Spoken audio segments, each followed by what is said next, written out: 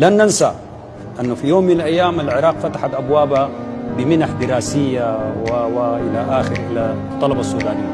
ولن ننسى وقفة الشعب العراقي يعني دوما وأبدا مع الشعب السوداني في كثير من المحن التي مر بها.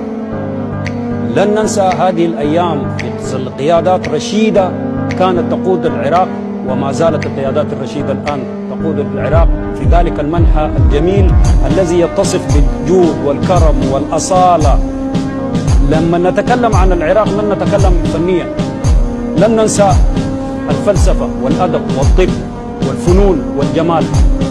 أكرمني الله بأن أزور العراق مع الفريق الهلال في معسكر في 90.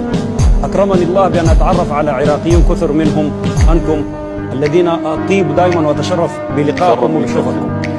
أكرمني الله بأن أزور ذلك البلد الجميل وأزور مناطق عدة وأرى ديوان كسرى وأرى المداين وأرى الكاظمية وأرى بغداد وأرى شارع أبو نواس وأرى ما أرى، لأني قرأت الكثير عن بلاد الرافدين وعن أسودها وعن نضالها وعن كلامي قطرة في محيط العراق.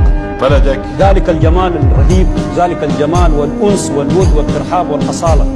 الحمد لله الحمد لله الحمد لله.